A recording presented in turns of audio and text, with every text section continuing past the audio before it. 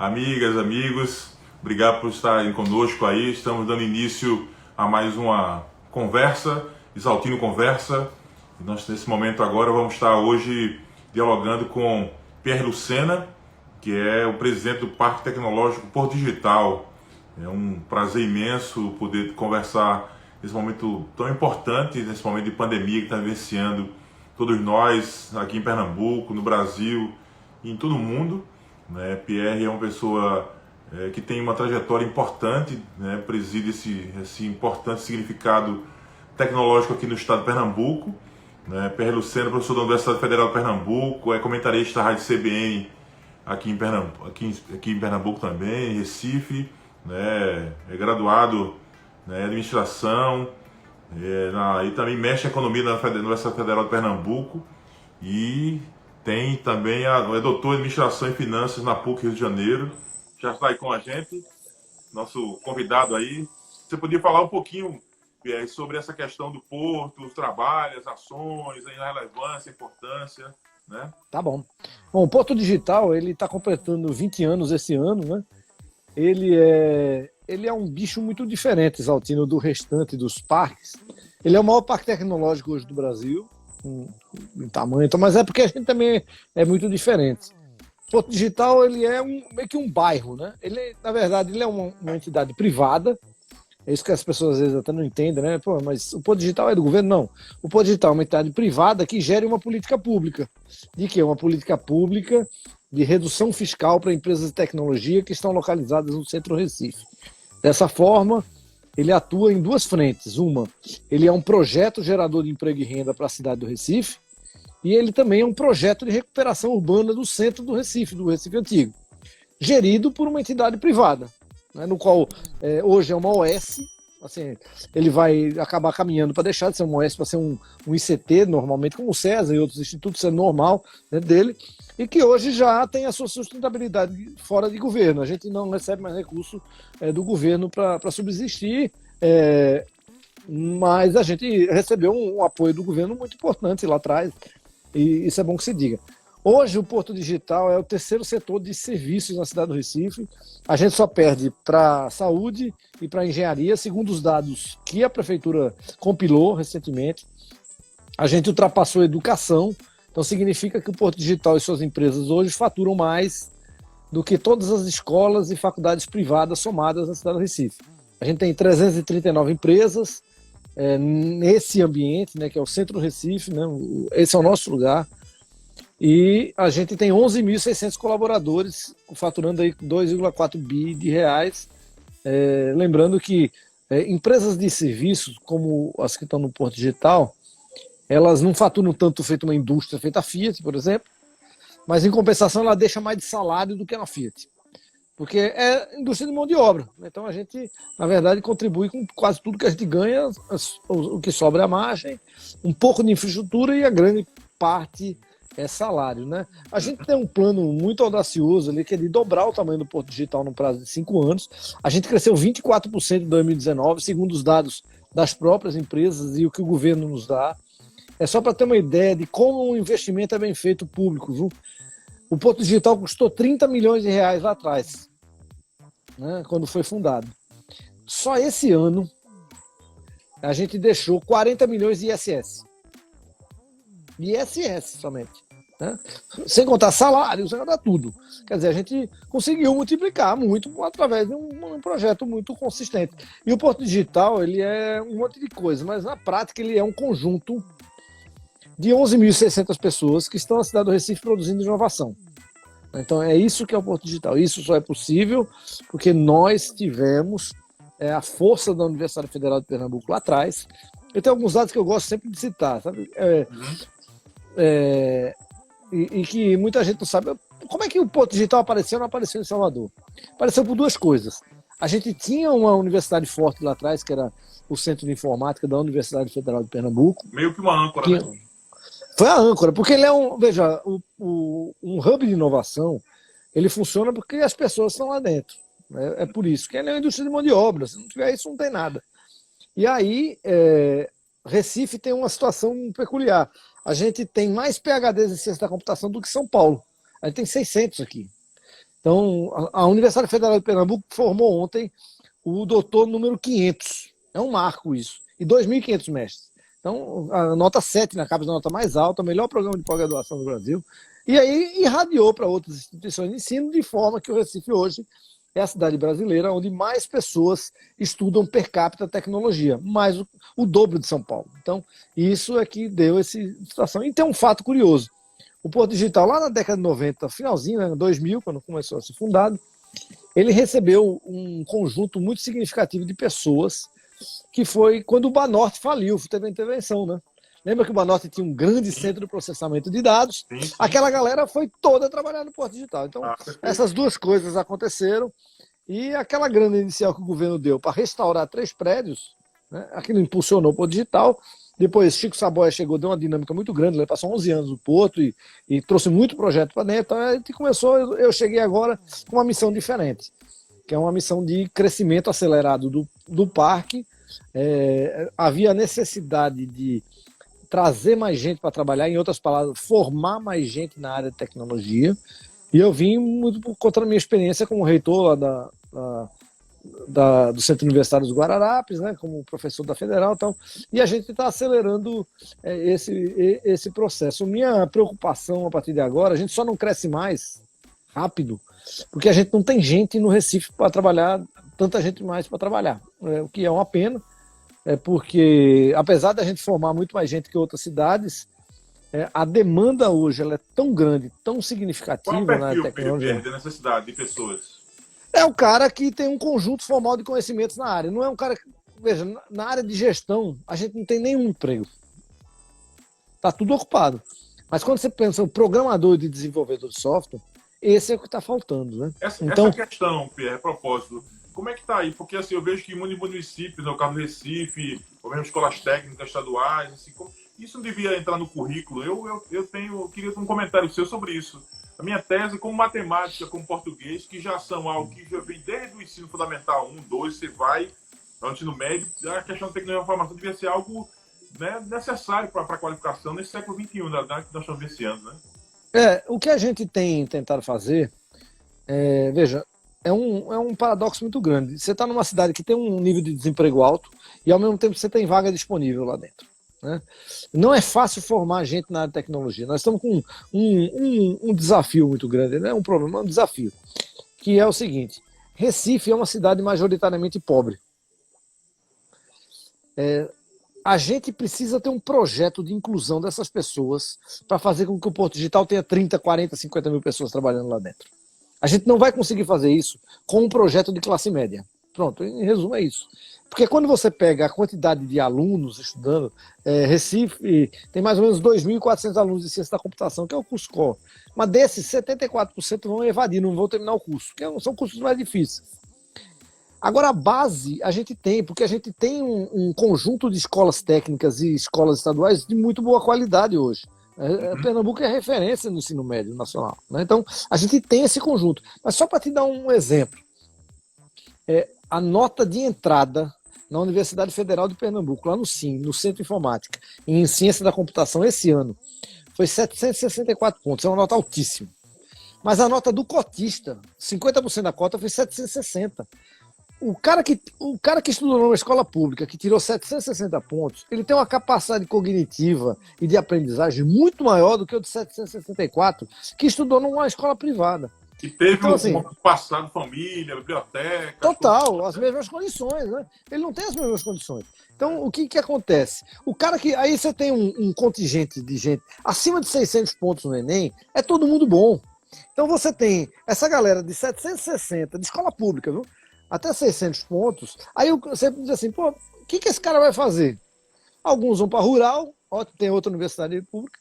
A UPE, por exemplo, não tem curso de ciência da computação, pô. Não tem sentido isso. Por quê, hein, Pierre? Você sabe não tem um sentido. Ao longo do tempo foi fazendo, abriu engenharia da computação, tem um mestrado, doutorado, dão sua contribuição, mas a gente precisa expandir. Eu tenho falado isso com o Aloysio, né, que é teu colega aí na Assembleia, é secretário, ele sabe do problema, estamos tentando resolver e tal, mas a gente precisa focar naquilo que interessa para Pernambuco. E o que hoje tem uma força muito grande é o Porto Digital. Mas o que eu estou querendo dizer é o seguinte, esse aluno que tira 750 pontos no Enem, que não passou na federal, ele é um cara de altíssimo rendimento. Não é de mais ou menos, não. Ele é um cara de altíssimo rendimento. Aí o que ele vai fazer? Porque ele não tem grana para pagar uma católica, uma UNIT, uma faculdade. Aí ele vai fazer o seguinte, ele vai fazer outro curso na Universidade Federal. Ele não vai fazer um curso de tecnologia. Ele vai fazer administração, que é 720, vai fazer ciências contábeis, vai fazer outros cursos. Ele queria ir para tecnologia, mas ele não vai ter vaga. E aí, como ele não tem grana para pagar, só para dar um exemplo, a gente fez com a faculdade de Senac agora, com o Carlos Calado lá na direção, um projeto piloto abrindo vaga para aluno que tivesse a renda familiar até um salário mínimo e meio. Quer dizer, é um camarada que não tem dinheiro mesmo, né? Um salário mínimo e meio. E a gente conseguiu, tinha 60 vagas para um curso de análise e desenvolvimento de sistemas, que o Porto Digital vai ajudar a fazer e tal. Todos os alunos que entraram tinham nota acima de 600 pontos no Enem, pô. Então, assim, a gente tem gente querendo fazer, mas a gente precisa de um projeto público. E não é para fazer uma estatal, mas é para ajudar essa galera, né? A gente tem uma oportunidade por aí. Eu até conversei com o governador dia desse, ele perguntou qual é a conta. Eu digo, olha, aliás, foi com o Bruno Chuamba. Eu disse, com 30 milhões de reais por ano, a gente deixa Pernambuco do tamanho de São Paulo em números absolutos de tecnologia. Mas não é muito dinheiro, pô. Para ir para o Porto ou geral? Para ciência, não, para você pagar bolsa para a galera estudar ciência da computação numa universidade como a Católica, por exemplo. Entendeu? Para aluno pobre. Porque se a gente não incluir essa população, a gente não vai expandir muito.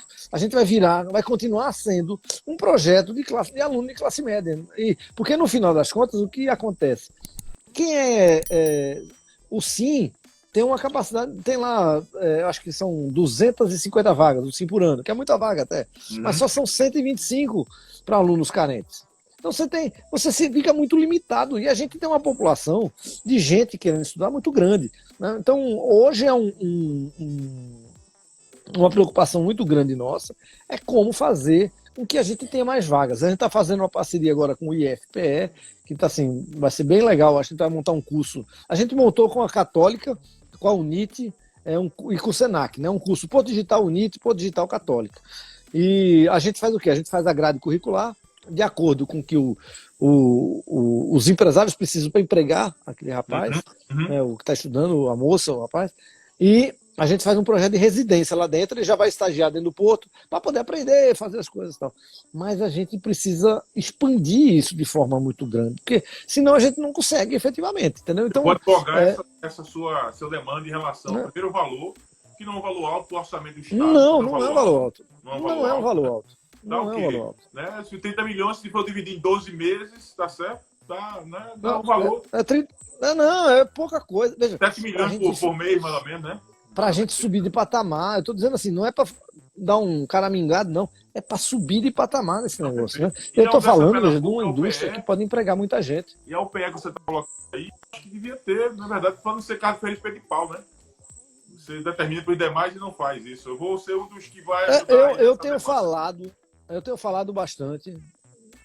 Exatamente, eu tenho falado bastante, dizendo, olha, a UPE precisa ter um portfólio completo de tecnologia.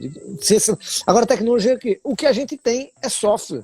Então a gente precisa se voltar para aquilo que a gente é bom. A gente não pode ficar. A gente perdeu 2 oportunidades, sabe, Exaltino? Muito importantes ali, de crescer de maneira correta. O primeiro foi o Reúne, que foi aquele projeto quando o Haddad ainda era ministro, que foi um projeto de expansão das universidades federais. A gente se expandiu para o interior, foi legal e tal, mas aí, por exemplo, chegou aqui na universidade, aqui no campus Recife. A gente abriu o curso de museologia, quase não tem museu. A gente abriu um curso de engenharia naval, o estaleiro faliu. Quer dizer, e está lá agora o problema. A gente não expandiu as vagas de tecnologia, não expandiu as vagas de medicina aqui no campus. Então, assim, a gente precisa começar a fazer as coisas de forma correta. O outro, o FIES. Teve uma grande oportunidade, o governo federal trocou o pé pelas mãos, começou a dar financiamento à torta direita. Qual o resultado disso? Nós temos no Nordeste 13 mil alunos de ciência da computação e 191 mil alunos de direito. 17 vezes mais. Distorção muito grande, né? O estado de São Paulo, somado, tem menos alunos de ciência da computação do que direito na FMU, que é uma faculdade só lá de São Paulo. Então, assim, a gente perdeu essa oportunidade. 2% da população brasileira hoje é bacharel em direito. 2%. Tem coisas que não são tão difíceis. Eu tô me batendo aí, eu tô me batendo agora aí, porque a gente está com muita dificuldade para fazer com que as aulas voltem, né? Tanto no público como no privado. Então, isso tem demandado muita discussão, como é que a gente volta, tal, os alunos não têm internet, o que é verdade uma parcela. Realmente não tem internet, tá? Mas são coisas que o dinheiro resolve, né? Então, se você der algum dinheiro ali, você consegue resolver isso. Por exemplo, mas o problema é que tá. Por que o MEC, por exemplo, não faz uns conteúdos nacionais? Eu estava vendo aqui o canal do Eduardo Bueno, por exemplo, de história, é fantástico. É um cara sozinho ali, ele tem um canal sobre história do Brasil, um puta num programa. Por que o MEC não faz um negócio desse nacional para os estudantes?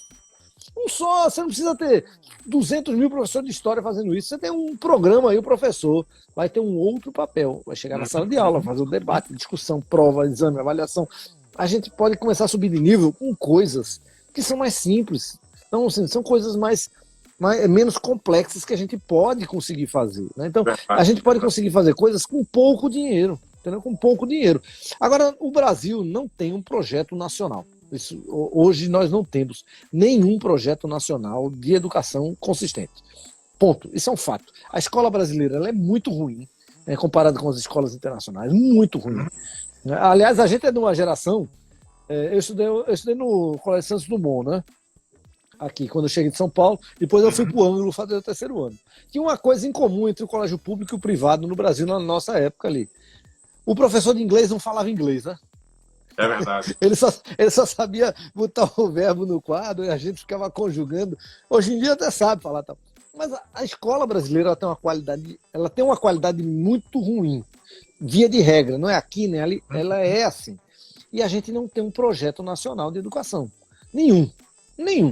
O governo federal faz de conta que não é com ele o problema das escolas municipais. Aí até para provar o Fundeb ontem foi uma danação, né? Um negócio trivial que era para ter sido aprovado. Então a gente não consegue caminhar com muita coisa. E falta, na verdade, uma liderança na área de educação nacional, né? Que puxe isso aí. E veja, isso não vai ser feito com um técnico de carreira, tem que ser feito com uma liderança política de alto nível. Né? Alguém que bote o problema debaixo do braço, que consiga mobilizar a população brasileira, entendeu? Que consiga mobilizar todo mundo, né? E que tenha respaldo de um governo minimamente Como foi a aprovação do decente. Fundeb, Não, que a gente está vendo que você do coloca tempo da política, não teve nada, você tem 7 votos contra, né? No universo 15-13 é uma votação fantástica, né? Para a demanda para botar na Constituição definitivamente a educação como prioridade, né? Exato, mas mesmo assim está faltando a gente. Por exemplo, esse caso que eu falei, a China, 40% dos universitários na China se formam em exatas. No Brasil é 17% somente. Né? Não quer dizer que a gente não precisa de curso de humana, não tem nada disso, a discussão não é essa. Né? Mas a gente está precisando de mais gente de exatas.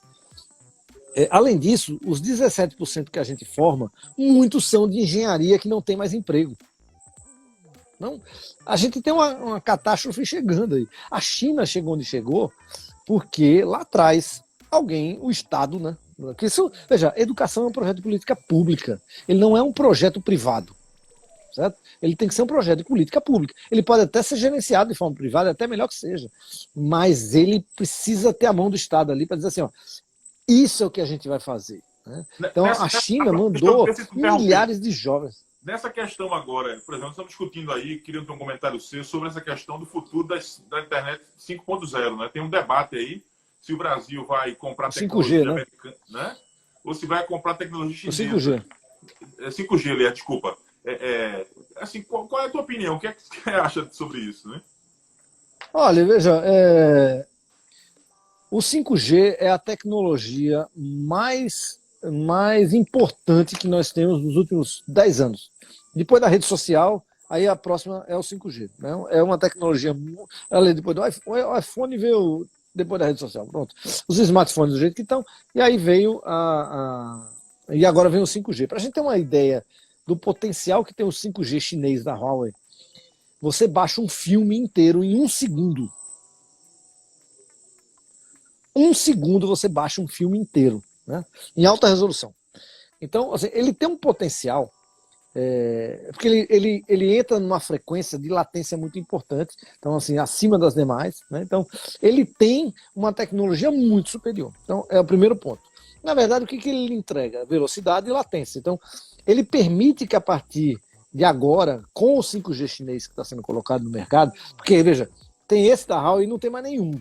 Esse que a turma está falando no Brasil, na verdade, estão pegando uma frequência de rádio e colocando uma internet, um 4G melhorado, certo? Não é um 5G, não é a frequência da Huawei, não. É bom deixar claro. Ele permite, a partir desse momento, que você consiga, por exemplo, ter o carro autônomo, que hoje a gente não tem, porque você precisa ficar dependendo de frequência. Aí ele passa a permitir essas tecnologias da internet das coisas que a gente hoje não tem condições de permitir por conta da fragilidade que a gente tem, que é cidade normal. Mas também está prevista o que aconteceu? 5G? Desculpa. A cidade Total, inteligente também? Sim, porque na verdade a cidade inteligente é um conjunto de coisas que você coloca e você depende da infraestrutura da internet, né? Então, ele permite que você tenha essas coisas que hoje já estão prontas. A grande questão da China com os Estados Unidos aí é o seguinte, é porque quem chegar primeiro com essa tecnologia é quem vai dar o grande passo posterior. E é lógico que os Estados Unidos, nesse momento, estão tentando arrumar barreiras comerciais que impeçam a China de ter essa tecnologia. É lógico que isso é uma questão estratégica muito importante. É óbvio que isso é um problema muito sério, porque você passa a ter controle, na verdade, sobre a internet mundial. A China, talvez as pessoas não saibam, mas essa conversa nossa está passando por uma antena da Huawei. 100% da rede de dados no Brasil é da Huawei. Ele tem como clientes a Oi, a TIM, a Vivo e a Claro. Não somente isso. Então, no final das contas, a internet circula pelas antenas da Huawei no Brasil, como assim na Inglaterra e em vários outros lugares, né? Então, ele já detém grande parcela da comunicação mundial, só que há um receio óbvio dos Estados Unidos de você deixar a China ter o controle sobre isso. Não, quer dizer que se James Bond viesse hoje aqui no mundo, seria um hacker? Hoje seria basicamente isso, né? Mas, veja, a gente... É lógico que os Estados Unidos não vai querer. E eles não têm a tecnologia ainda. Vai demorar uns 2 anos para desenvolver, copiando do China, porque estão copiando, né? Não tem outra coisa agora. Estão tentando achar a frequência que foi feita. Mas não eu acho que o Brasil devia caminhar pelo que é estratégico para ele. É estratégico para o Brasil agora ter o 5G. Certo? É muito estratégico. Porque você imagina o seguinte, que você vai ter isso agora e os Estados Unidos não vai ter. E a gente não precisa ficar escolhendo parceiro comercial, a gente tem que escolher aquilo que nos convém. Nesse momento é a China, beleza, daqui a pouco é os Estados Unidos, daqui a pouco é a Inglaterra, a gente tem que... É verdade que em adquirindo tecnologia da Huawei, eles vão fornecer também para você desenvolver no Brasil, para ter autonomia, soberania, etc. Tem esse comentário. Não, na verdade, você desenvolve do mesmo jeito. A grande questão da Huawei é que ele patenteou a frequência, que é uma de altíssimo padrão, entendeu? Então, então é deles essa frequência, assim, eles têm a tecnologia para trafegar por essa frequência. Então, é óbvio que vai ser deles ali, mas que a questão toda é a seguinte, quando você tem a China, pode escolher onde coloca, ela coloca na Inglaterra, ela coloca na Europa, ela coloca no Brasil, ela escolhe seus parceiros a partir desse momento, né? E aí, é lógico que os Estados Unidos ficam a reboque, é uma situação extremamente desconfortável. Os Estados Unidos, vale salientar, eles possuem a capacidade de inovação muito grande, porque eles têm uma rede universitária gigantesca que permitiu que você tivesse muita gente boa, né? E esses centros de inovação surgiram também da universidade. O Google surgiu lá dentro, o Facebook surgiu na universidade, a Apple surgiu de um hub de inovação que é o Vale do Silício. Então, você tem, na verdade, um conjunto. Agora, as empresas mais valiosas são americanas. Se você pegar 5 empresas mais valiosas hoje no mundo, a Apple, Microsoft, Amazon, o Google e o Facebook. Todas são americanas. Aí depois vem o Alibaba, aí vem as empresas chinesas, bem próximas ali, porque a China, de certa forma, fica restrita na China mesmo ali. Eles têm dificuldade de se colocar politicamente no mundo. Isso é um fato. né? Então, a Huawei chegou no Brasil aqui, só para você ter uma ideia. Eu recebi um vice-presidente da Huawei lá no Porto Digital, um belo dia, ele chega e diz, olha, a gente queria conversar com você e com o governador. E a gente fez um café da manhã lá no Palácio, foi eu, Silvio Meira, aí o Paulo Câmara, o Bruno Chuamba, e aí veio a equipe da Huawei. Eles já estavam em Recife, lá funcionando na Ilha do Leite, já faturam 500 milhões de reais. Eu digo, mas por que vocês não procuraram a gente antes? Não, mas a gente tinha que se estabelecer primeiro, é a política da empresa, de maneira cautelada. Por quê? Porque eles sabem que se eles chegar com o pé na porta, vão ser barrados. Né? Então, porque há, na verdade, um problema de entrada, além da língua, que é difícil, tal, há uma desconfiança muito grande com os chineses, tal, mas eles estão na fronteira do conhecimento hoje. Eu não sei se você sabe, é o Porto Digital quem está coordenando o plano de volta na cidade do Recife. Né? Eu estou coordenando pessoalmente isso. Não, tá. Foi uma demanda do prefeito para o Porto Digital. Podia comentar se fizer isso aí também. A gente está fazendo o plano de convivência com a Covid, que é a gente montou uma central de dados de inteligência artificial para fazer isso, estamos fazendo. Né? Aí toda segunda e quinta eu tenho uma reunião com o Geraldo, ele diz, olha, sai isso, volta isso. Então, por exemplo, a decisão de voltar aos restaurantes foi uma sugestão nossa agora. Né? Então, a gente vai trabalhando isso. Né? Mas a eleição em si, aí eu fui na Câmara apresentar a mesma coisa, me perguntaram, o que você acha da eleição? Eu disse, olha, eu particularmente acho que não deveria ter eleição esse ano. Seria o melhor se a gente prorrogasse os mandatos, porque também é muita, vamos falar, muito preciosismo, né? Digamos assim, dizer, não pode prorrogar um mandato. Isso é bobagem, no final das contas, né? Uhum. Então, assim, você podia levar os mandatos para 2022 e ter uma eleição só, a cada 4 anos. Porque acostumou-se a eleição de prefeito, sai um monte de candidatos só para tentar se eleger deputado depois, né? Então, assim, no final das contas, a gente ia ter uma eleição mais real. Você podia, de repente, ter uma eleição de voto distrital, como é na Inglaterra. Você podia ter, de repente, o cara podia se candidatar para 2 cargos, como já aconteceu. O cara podia se candidatar a prefeito e a deputado ao mesmo tempo. Né? Então, quer dizer, você podia ter um sistema um pouco diferente numa eleição única, gastando menos dinheiro, porque uma eleição, só para ter uma ideia, uma eleição no Brasil, a eleição ela custa 10 bilhões de reais. Poxa vida. Só do TSE é 1,5 bilhão. Quando você coloca os dias de trabalho das pessoas, quando você coloca a eleição, o que se gasta oficialmente, fora o extraoficial, tudo dá uns 10 bilhões de reais. É muito dinheiro para você despender a cada 2 anos. Então, você podia fazer uma eleição a cada 4 anos, prorrogava os mandatos, tirava a atenção desse negócio, né? Porque vai ser uma eleição muito difícil de fazer. Vai ser uma eleição onde efetivamente 2 coisas vão contar. Uma, a estrutura de rede social que você possui, de penetração em rede, que não precisa ser só rede social, mas a penetração em rede que você possui. Uhum. E o segundo ponto, que também é uma penetração em rede, é o seguinte, a sua estrutura política. Então, por exemplo, um cara que sai candidato a prefeito, que tem lá um monte de vereador lhe apoiando, ele tem muito mais chance do que o outro que não tem, porque o vereador, de certa forma, se for vereador sabe disso, é uma forma do candidato chegar lá na base mesmo, né, de forma mais efetiva. Né? Eu me lembro de um fato curioso, eu coordenei a campanha de Isabel Urquiza, né? Isso foi em 2012. Foi um pedido de Raul Henrique de Jabas, ela estava no PMDB ainda, né? E aí ele disse, olha, eu era coordenador, porque eu coordenava a campanha profissionalmente. Eu era coordenador da campanha de Raul Henrique, e aí Raul desistiu da eleição, né? E aí foi apoiar Geraldo. E aí eu disse, não, eu não vou participar da campanha e tal, eu vou... Aí quando eu viajei, quando eu voltei de viagem, aí Raul me chamou e disse, vai coordenar a campanha de Isabel. E eu fui lá na campanha, era Renildo contra Isabel. Aí tem uns fatos curiosos ali. Eu peguei, tinha uma pesquisa. Aí estava Isabel com 2%, Renildo com 20 e poucos, mas tinha uma rejeição muito alta. E tinha um fato curioso, que era o seguinte, principal problema na cidade, buraco na rua. Eu disse, rapaz, é a primeira pesquisa que eu vejo de município que não é saúde, é buraco na rua, né? Eu disse, vamos explorar isso aqui. Era uma campanha só tinha uma proposta, a campanha era muito simples, tinha um guia eleitoral muito bem definido. E assim, era um fato mais curioso ainda, porque Renildo é muito amigo meu, né?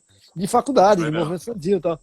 E aí eu disse, olha, o Renildo é meu amigo, não vai ter ataque pessoal, papai, e foi cumprido tudo direitinho. Isabel quase ganhou, faltou 800 votos para Isabel ir para o segundo turno. A gente fez uma pesquisa, deu 30% para Isabel, 30% para Renildo, faltando uns 20 dias para a eleição. Aí foi aquela animação e tal. Quando foi na semana da eleição, fez outra pesquisa, aí o Diário de Pernambuco fez, e deu 33% para Renildo e 33% para Isabel. Era terça-feira. A Isabel, toda feliz, chegou e disse, a gente vai perder a eleição. Disse, nós estamos empatados, né, pô? Eu disse, nós estávamos empatados há 2 semanas atrás e agora a gente está empatado. Só que o que acontece é o seguinte, Renildo tem 300 candidatos a vereador e você tem 3. No dia da eleição, isso bota 10 pontos de diferença. Por quê? Porque você tem uma rede para chegar, né? Você tem uma rede para chegar até o eleitor, que é essa rede que pode ser virtual, como é que a gente está fazendo. Você tem uma rede de Instagram, uma rede de rede social, uma rede de WhatsApp e tal, e ela pode ser uma rede física, que é através da estrutura política que os candidatos têm. Então, ela pode ser dessas duas formas. Por exemplo, Bolsonaro ganhou porque ele tinha uma rede social muito forte. A gente pensa que não, mas eu fui incluído em uns 30 grupos de, não sei por que diabo, né? Porque fui incluído em uns 30 grupos de bolsonaristas. O cara sai incluindo as pessoas nos grupos e ficava lá catequizando.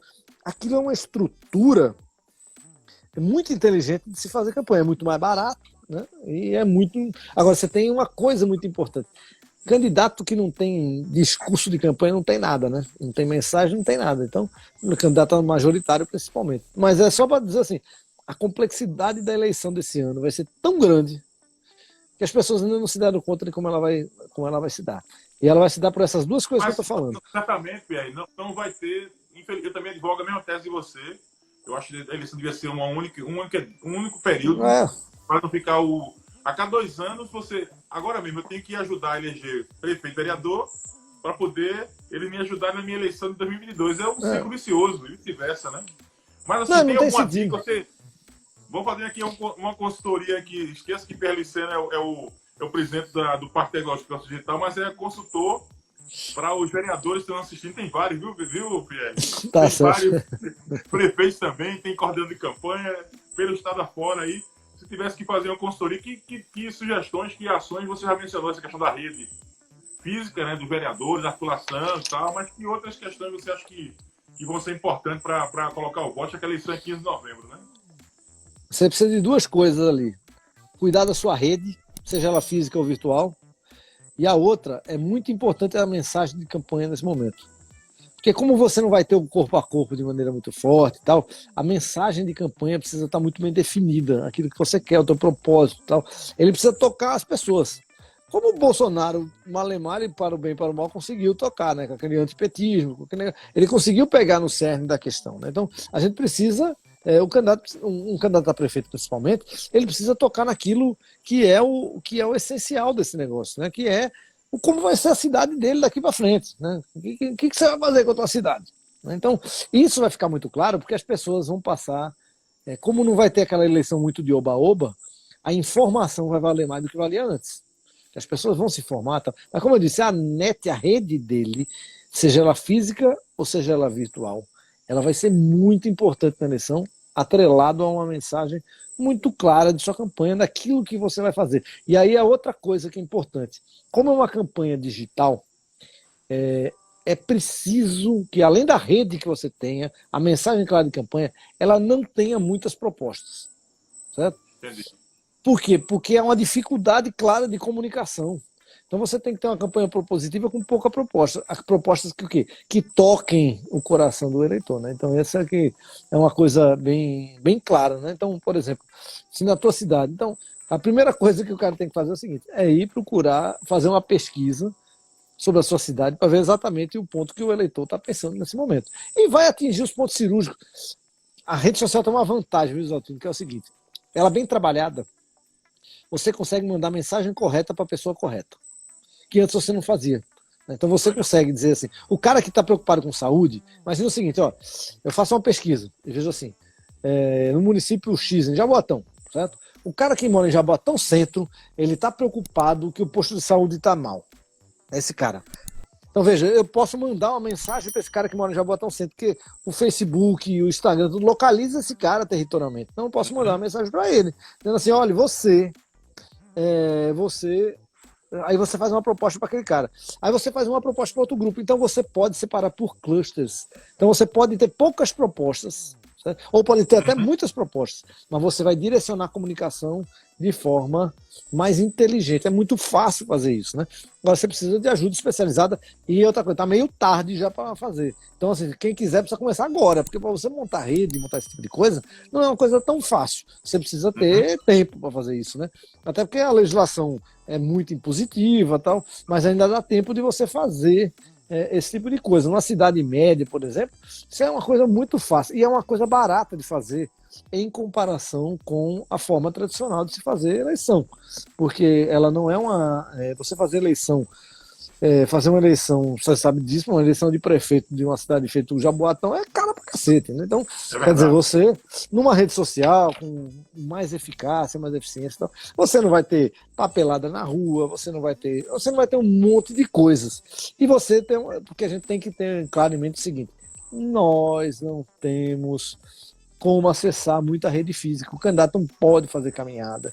O candidato não pode ficar por aí fazendo festa. O candidato não pode fazer isso. Mas ele pode ativar sua rede com propostas para aquela população específica, entendeu? Então, eu acho que isso... Agora, lembrando, como eu disse, o candidato a prefeito que tem uma rede de vereadores muito grande, ele pode até sair atrás, mas essa máquina vai levar ele lá para cima. Ele vai levar o cara para cima, inevitavelmente, porque aquela parte da rede dele, a parte física, está sendo levada pelos seus candidatos a vereador. Entendeu? Essa questão também que eu acho, por exemplo, né, e queria a tua opinião, por exemplo, hoje com essa das notícias falsas, a comunicação também vai se dar muito por quem multiplica, né, quem reproduz. Por exemplo, Pierre Lucena tem uma quantidade de pessoas que seguem ele. Se Pierre mandar uma mensagem, as pessoas vão ouvir. Se eu mandar, quem não me conhece não vai nem ligar porque não sabe quem sou eu. Né? Assim, eu acho também que tem essa questão da comunicação está na rede que você está mencionando aí, né? Da verdade. Tem, muito importante. Mas isso é a mesma coisa. É um vereador que não é vereador, né? É a mesma coisa. Quando você está lá em Casa Amarela, que tem um vereador local, ele está fazendo campanha para o candidato a prefeito, óbvio que ele tem uma credibilidade local e aquilo é repassado, né? Então, isso funciona. É uma rede física. É a mesma coisa, quando você tem um formador de opinião naquela determinada localização que faz a tua campanha, é a mesma coisa do vereador fazendo, né? Então, isso funciona muito bem, mas não é fácil de mapear, né? Tem uma tecnologia mais complexa para isso. Mas fazer campanha em rede social, ela com um pouco de inteligência, ela funciona muito bem, certo? E tem muita gente boa aí fazendo, e não é tão caro, viu? Isso comparado, obviamente, com o custo que você teria. Que distribuir. Assim, você teve, né, muita experiência também nessa questão e da educação. Por exemplo, a comunicação para nós sempre foi muito estratégica. Meu sindicato, modéstia à parte, sempre foi muito organizado, estruturado. Meu mandato, eu procuro ter muito carinho, muito cuidado no que vou fazer. Qual era o teu sindicato? Sindicatos previdenciários. Ah, certo. Né? Então a gente tem um olhar muito grande e tal. Mas, assim, nessa questão do diálogo, da construção, nós, na verdade, precisamos ter um tempo, eu acho, para quem é majoritário, Pierre. Minha avaliação é que, a partir dessa pandemia, dessa questão da eleição, a comunicação não será apenas pré-eleição. Ela passará a ser estratégica como é o planejamento também, como é a questão do investimento, como são as obras. Na minha ótica, quem não fizer isso vai ter uma dificuldade muito grande no pós-pandemia, né? No 22, exatamente. 24, né? O cara, veja, o cara que está pensando em fazer política, ele já devia estar cuidando disso, né? Isso é um fato, né? Porque você tem que cuidar da sua rede, fazer isso que ele está fazendo, fazer um debate aqui, outro ali, movimenta a sua rede, leva conteúdo para as pessoas, dificuldade. Isso é importante. E tem uma coisa importante. Acabou aquele tempo de você fazer um comício para 10 mil pessoas. Você vai fazer uma live para 50, para 200, aí você faz um evento aqui, fala numa rádio aqui. A comunicação ela é fracionada, então ela exige do candidato que tenha muita paciência para ficar falando a mesma coisa durante muitas vezes, porque você vai pegar as pessoas aos poucos, né? São poucas as pessoas. Eu me lembro de ter um caso bem curioso aqui, de algumas pessoas que... Isso aconteceu com o Marco Maciel durante muito tempo, e aconteceu com o Raul Jugman, por exemplo, que tinha uma inserção nacional de mídia. Não é fácil você conseguir um negócio desse, né? Obviamente, Raul, era o caso, foi ministro, foi deputado do Altíssimo Clero lá, tal. Então, assim, era Jornal Nacional toda semana. É muito. Aqui de Pernambuco, eu acho que nos últimos 20 anos aí é o único cara que aparecia no Jornal Nacional. Aliás, eu acho que aparecia até mais do que Eduardo Campos. Entendeu? Verdade, Conseguiu verdade, isso, né? Mas, assim, verdade. são poucas pessoas que vão conseguir isso. Mas você pode manter uma comunicação eficiente no varejo, né? Da forma que ele está fazendo. Faz para 50 para um, 30 para o outro, 40 para um, vai falando numa rádio aqui, numa rádio ali e tal. Você consegue, na verdade, levar a sua comunicação dessa forma. A preocupação que eu tenho hoje, principalmente, é o seguinte: é porque há uma dificuldade do político, de certa forma, de ser ouvido hoje. Isso é um fato. Né? Porque aquele discurso da antipolítica ganhou corpo, né, de uma forma muito grande. Né? Então, isso é algo muito perigoso e muito ruim, né, para a democracia. Entendeu? Verdade. Esse discurso caiu muito. Então, há uma dificuldade clara, mas você consegue fazer a comunicação muito estratificada para as pessoas, tal, porque ainda tem gente que não é só aquelas pessoas que querem ouvir, mas as pessoas querem ouvir as coisas corretas. Então, por exemplo, se você defende determinada causa, eu me lembro uma vez, assim, eu era muito amigo de Maurílio Ferreira Lima, que é uma grande figura, né? Uhum. E o filho dele estudou comigo, Dadi, que é empresário lá no Porto Digital, e uma vez, Maurílio foi candidato em 90, ele se elegia bem e tal. E em 94 ele saiu senador, perdeu. E depois ele voltou em 98, ficou na primeira suplência, mas assumiu, né? A eleição acabou assumindo, então. E aí ele chegou para mim e disse assim: Pierre, pô, eu tenho um problema sério. Cada eleição eu vou diminuir de tamanho. Digo, mas vai diminuir por quê, né? O que está acontecendo? Tal? Você foi candidato a senador, você é um cara majoritário. Tal. Dá uma olhada em Marco Maciel. Marco Maciel é o seguinte: todo final de semana, quando vem para cá, Marco Maciel é padrinho de uns 4 casamentos. E todo final de semana que eu venho para cá, eu vou para uns 4 enterros, porque meus eleitores estão tudo morrendo, porque eu defendo os aposentados. Então, eu estou lascado. É verdade. Os eleitores de Marco Marcelo estão se casando, os meus estão morrendo, né? Então, assim, Eu fui é uma vereador, dificuldade muito grande. Mas... pegar uma foto disso aí, em 2001 eu assumi o mandato, aí discuti que pauta e tal. E aí meu sindicato tem 2 pessoas que fundaram a União do Norte, né, que trabalha a questão da LGBT. E aí eu fui trabalhar a temática, na época era GLS, em 2001, não sei se você lembra, né? Aí em 2002 fui candidato lá a deputado estadual, me elegi. Aí Cláudio Corrêa defendia os combeiros, não sei se você lembra. Eu tinha um combeiro de Recife, negócio e tal, o João Paulo acabou com os combeiros, né?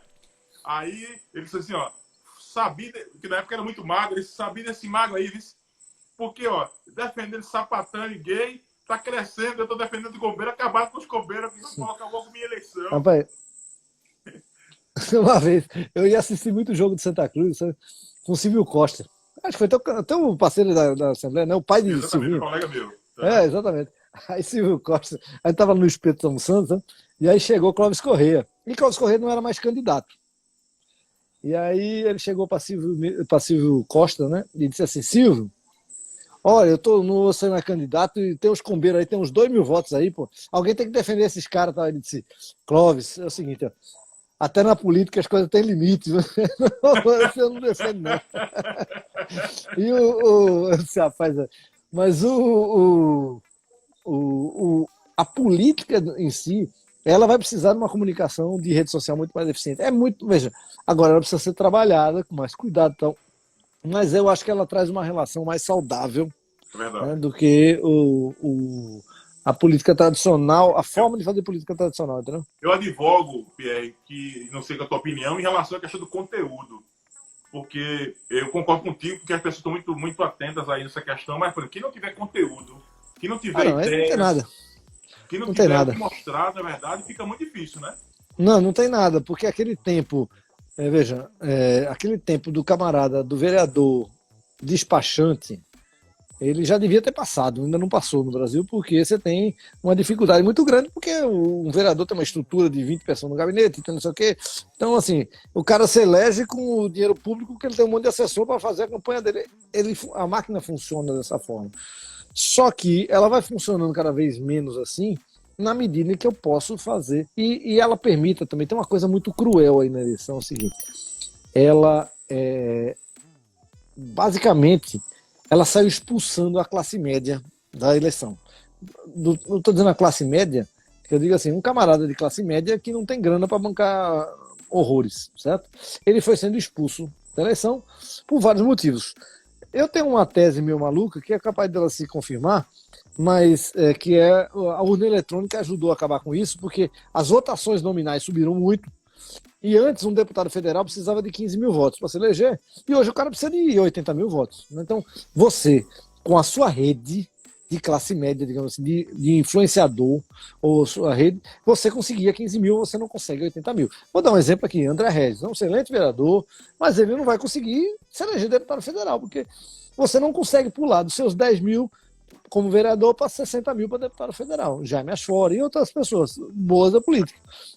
Então, essas pessoas foram excluídas, e hoje quem se elege de classe média é o cara que está ligado ao governo, tá? Porque tem a estrutura de governo para lhe apoiar, um prefeito aqui, outro prefeito ali, tal. Então você consegue fazer isso, mas você não consegue mais entrar, né? Então esse é um lado bem cruel hoje que a gente tem.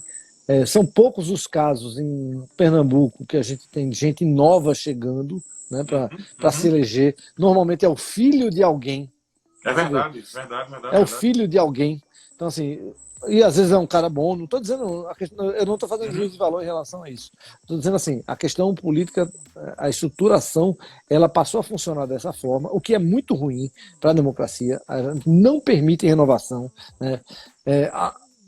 As pessoas também estão se afastando. Dificilmente você vai encontrar um cara perdido aí, um cara de classe média, um professor, alguém que queira sair candidato mais. As pessoas não querem sair candidato, né? Eu até brinco assim, quando disse, não, você devia ser candidato. Eu disse, olha, tem 3 coisas na minha vida que eu prometi a mim mesmo.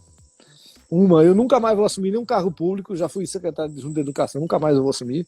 2, eu nunca vou ser candidato a nenhum cargo eletivo. E 3, eu nunca vou ser candidato a presidente do Santa Cruz. Essas 3 coisas, apesar de ser tricolor, eu nunca serei, né? E presidente do Santa Cruz, Deus me livre. Esse é o tipo de problema que eu não quero para minha vida, né? Então, você ainda foi numa época que foi o PT apareceu, aí muita gente ligada a sindicatos se elegeu, tal. Foi um momento político. Esse momento já não existe mais, né? É verdade. Então você vê que elege um ou outro. Às vezes acaba, por exemplo, por um motivo ou outro, acaba tendo uma solução, mas tipo as juntas que se elegeram, que é um negócio bem legal, né? Mas é uma coisa muito pouco, é um mandato só. Você não elege mais uma bancada de 20 deputados que saíram de fábrica, que vieram, não consegue mais fazer isso. Isso é muito ruim, né, para a democracia, como eu disse. A gente tem piorado a qualidade democrática.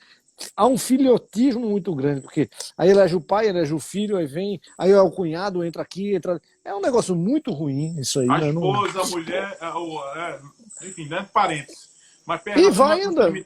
Falta só 4 minutos, aproveitar o finalzinho para você fazer. Eu sei que muita gente, você segue muita gente, né, ele segue, tá, mas aí se puder divulgar aí um pouquinho as suas mídias sociais, tal, enfim, deixa sua mensagem aí para a gente concluir a nossa... Porque quando dá 1 hora, vai terminar antes, né? Eu queria lhe agradecer aí pela participação, né? A gente tem tentado fazer lá no Porto Digital um trabalho que inclua mais as pessoas, né? Recentemente tem uma coisa bem legal que a gente fez lá, com a ajuda dos empresários, que foi levar a internet de graça para a comunidade do Pilar, que é lá no bairro do Recife. Tem 800 moradores, mas é a comunidade do Recife com o IDH mais baixo da cidade, né? Então, a gente tem feito uma série de ações lá, inaugurou uma creche com a prefeitura para eles, e a gente está buscando parceria de todo mundo que a gente possa, né? O Porto Digital, ele é uma entidade privada, mas ele precisa da ajuda de todo mundo. A gente precisa levar esse projeto, que é um projeto de política pública, adiante de uma forma muito responsável, incorporando mais pessoas, levando mais gente da periferia para trabalhar na área de tecnologia, porque Recife precisa disso, né? Como eu disse, nós não vamos crescer o Porto Digital se a gente não conseguir incluir a população que é majoritariamente pobre na cidade. A gente precisa encontrar uma forma de incluir as pessoas, né? Porque isso, na verdade, nada... Veja, tem uma frase de Reagan que não há nenhuma política social melhor do que o emprego, né? Mas obrigado aí, viu, pelo convite.